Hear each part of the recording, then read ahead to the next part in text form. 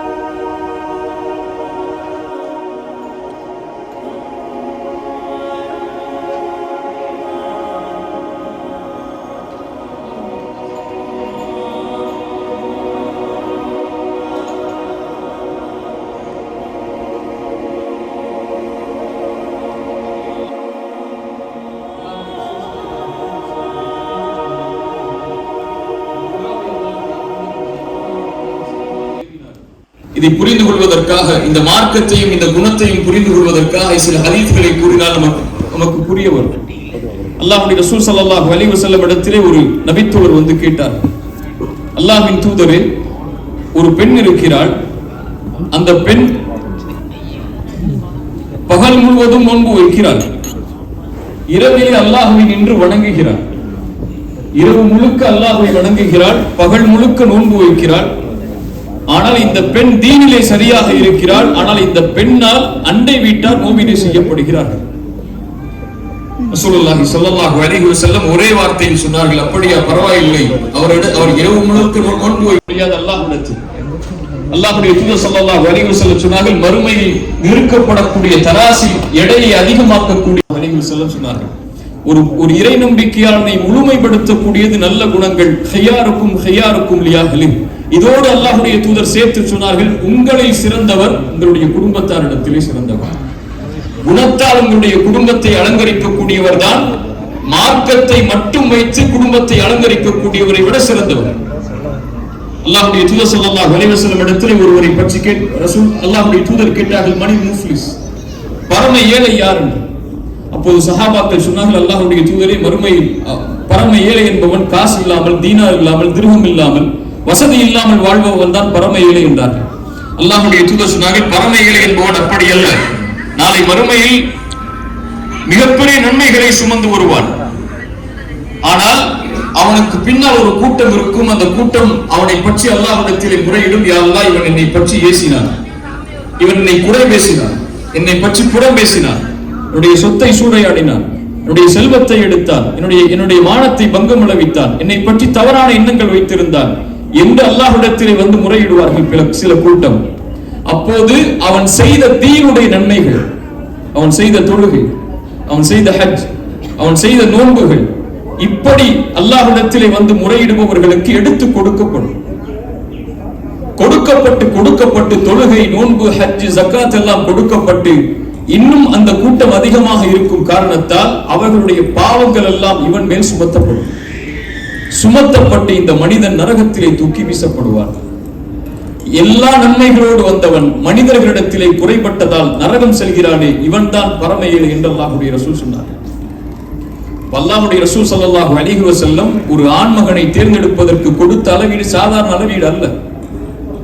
இதா அதாக்கும் மன் தர்தௌன தீனஹு வ குலுகஹு, அவனிடத்தில் இந்த குணம் இருந்தால், எந்த குணம்?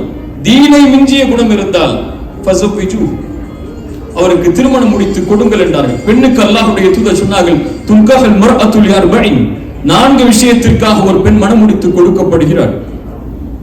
லிமாலிஹா, அவருடைய செல்வத்திற்காக, வலி ஜமாலிஹா, அவருடைய அழகிற்காக, அவருடைய பரம்பரைக்காக, குடும்பத்திற்காக, வலி தீனிஹா, இந்த 4ம் எதில் அவன் அந்த மணப்பெண்ணை தேடினாலும் அனுமதிக்கப்பட்டதுதான். ஆனால் அல்லாஹ்வுடைய தூதர் சொன்னார்கள், ஃபத்ஃபர் ஃபி தாத்தித் தீன், ஆனால் தீனை தேர்ந்தெடுங்கள், அல்ல என்றால் உங்களுடைய கரங்கள் மண்ணாகும் என்று அல்லாஹ்வுடைய ரசூல் சொன்னார். தீன் என்பது குணம். அதுதான் ஒரு பெண்ணை ஒரு ஆண் தேடுவதற்கும் ஒரு ஆணை ஒரு பெண் தேடுவதற்கும் உள்ள அளவீடு. அல்லாஹ்வுடைய தூதர் ஸல்லல்லாஹு அலைஹி வஸல்லம் அதனால்தான் தன்னை முன்னிறுத்தி சொன்னார்கள், ഖൈറുക്കും ഖൈറുക്കും லிஅஹ்லி வ அன ഖൈറുக்கும் லிஅஹ்லி, உங்களில் சிறந்தவர் உங்களுடைய குடும்பத்தாரிடத்திலே சிறந்தவர், நான் என்னுடைய குடும்பத்தாரிடத்திலே சிறந்தவர். அதற்கு அவருடைய மனைவிமார்கள் சொன்னார்கள், நீங்கள் உண்மை சொன்னீர்கள். இங்கே திருமணமாக இருக்கக்கூடிய பலர் வந்திருப்போம், நான் என் குடும்பத்தாரிடத்திலே சிறந்தவர் என்று சொல்லும் போது நம்முடைய குடும்பத்தில் யாராவது உண்மை என்று சொல்வார்களா? அதான் நம்ம கேட்டுக்கொள்ள வேண்டிய கேள்வி. அதனுடைய நோக்கம் திருமணத்தில் ஆரம்பமாகும், அவர்களுடைய மரணத்தில் அது முடியும். அந்த திருமணத்தில் துவங்கக்கூடிய நோக்கத்தை அல்லாஹ்வுடைய தூதர் ஸல்லல்லாஹு அலைஹி வஸல்லம் தெளிவுபடுத்தினார்கள். அந்த நோக்கம் தான் தீன். அந்த தீனை வழிநடத்துவதுதான் குணங்கள். அல்லாஹ்வுடைய ரசூல் ஸல்லல்லாஹு அலைஹி வஸல்லம் இதை நமக்கு பல ஹதீதுகளில் சொன்னார்கள். ரஹிம் அல்லாஹு ரஜுலன், ஒரு மனிதனுக்கு அல்லாஹ் இரக்கம் காட்டட்டும். அவன் யார்? அவன் இரவிலே நின்று வணங்குவான், தன்னுடைய குடும்பத்தார்களை எழுப்பி விடுவான் இரவிலே வணங்குவதற்கு. அவன் உறங்குவான். அப்போது என்ன செய்வான்? கட்டை எடுத்து அடிச்சிட மாட்டார், தண்ணியை அவருடைய முகத்தில் தெளித்து விடுவான் எழும்புவதற்காக, அன்பால், பாசத்தால், அவரும் அந்த நன்மையில் பங்கு கொள்ள வேண்டும் என்பதற்காக. அப்படி செய்யக்கூடிய அந்த மனிதனுக்கு, அந்த ஆணுக்கு அல்லாஹ் அருள் செய்யட்டும். மேலும் சொன்னார்கள், ரஹிமல்லாஹு இம்ரஅத்தன், ஒரு பெண்ணுக்கு அல்லாஹ் அருள் செய்யட்டும். அந்த பெண் யார்? இரவில் நின்று வணங்குவாள், முகத்தில் தண்ணீரை தெளிப்பாள் கணவனுக்கு, எழும்பி அவளோடு தொழுவதற்காக. அவன் மறுப்பான், தண்ணீரை தெளித்து எழுந்து தொழுமாறு ஏவுவார். இந்த பெண்ணுக்கு அல்லாஹ் அருள் செய்யட்டும் என்றார். இந்த உறவு என்பது மறுமைக்கான உறவு. அவருடைய வாழ்க்கையை அல்லாஹ்வுடைய தீனின் அடிப்படையில், குணத்தின் அடிப்படையில் நடத்தி சென்று மறுமையில் வெற்றியடைய செய்ய வேண்டும் என்பதற்கான ஒரு உறவாக இந்த திருமண உறவு அமைந்தால்தான் இந்த உலகம் அவர்களுக்கு மகிழ்ச்சி தரக்கூடிய உலகமாக மாறும். அதைத்தான் மின் ஆயாத்திஹி அன் خلق لكم من انفسكم ازواجا لتسكنوا اليها, அந்த பெண்ணிடத்திலிருந்து நிம்மதியை கொடுப்பதற்காகத்தான் திருமணம். وجعل بينكم مودة ورحمة, அந்த திருமணத்தை நடத்தி செல்வது இந்த 2 குணங்கள் தான். மவத்தா, காதல், அன்பு, அளப்பரியற்ற எதிர்பார்ப்பற்ற அன்பு இருவருக்கும்.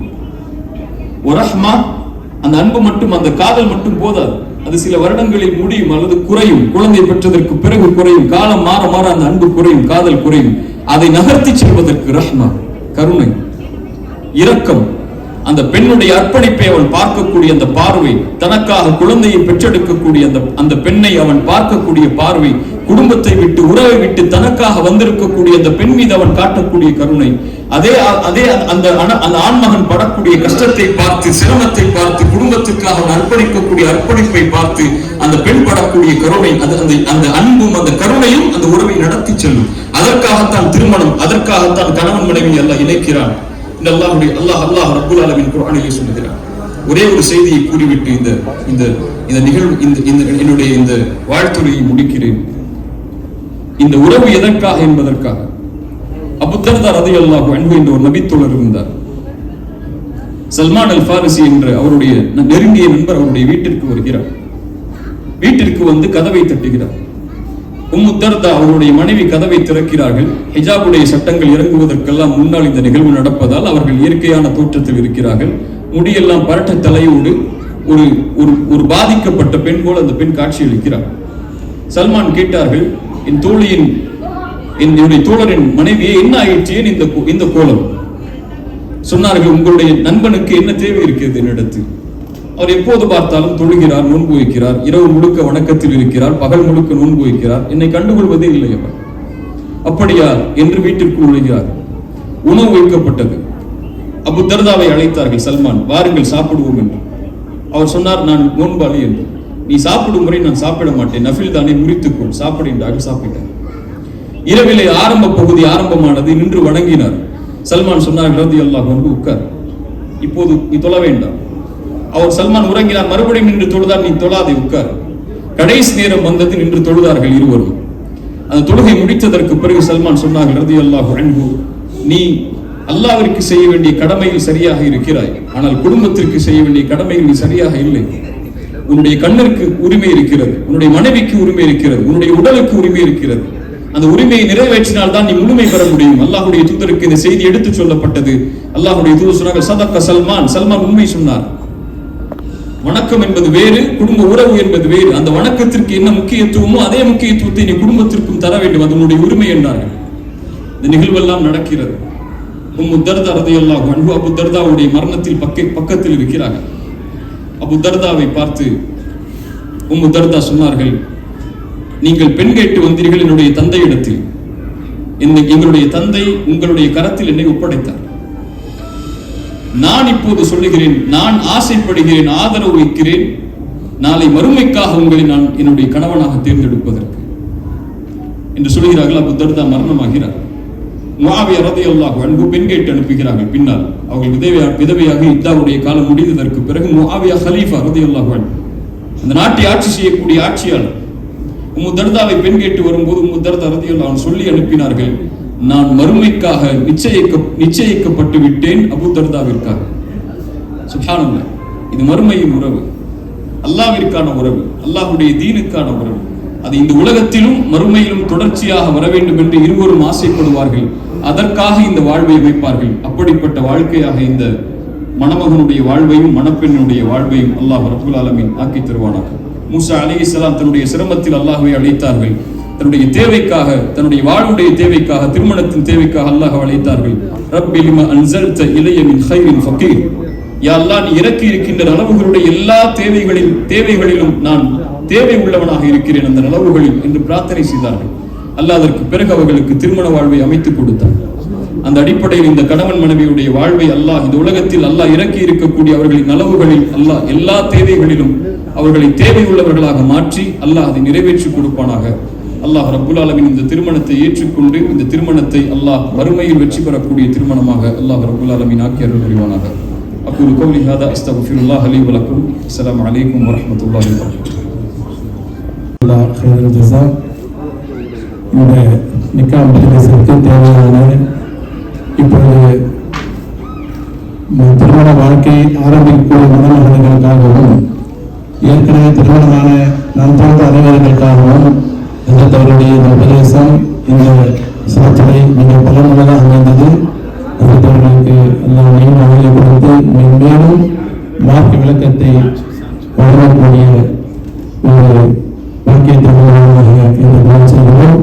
அவர்களை கூட அல்லாஹ் தஆலா இந்த இஸ்லாத்தின் மார்க்கத்துடைய விளக்கத்தை ஒழுங்கும் பண்ண செய்வாங்க. ஜஸாக்கல்லாஹ் கைரல் ஜஸா.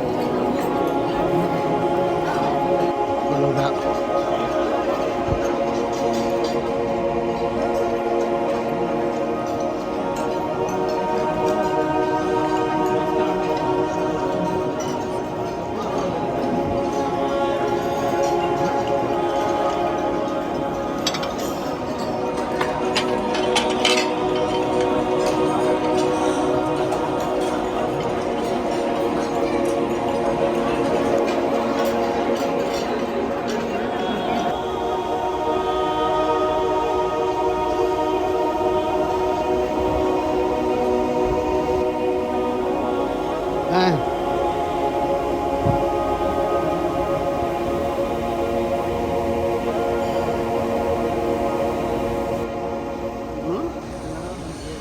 எங்க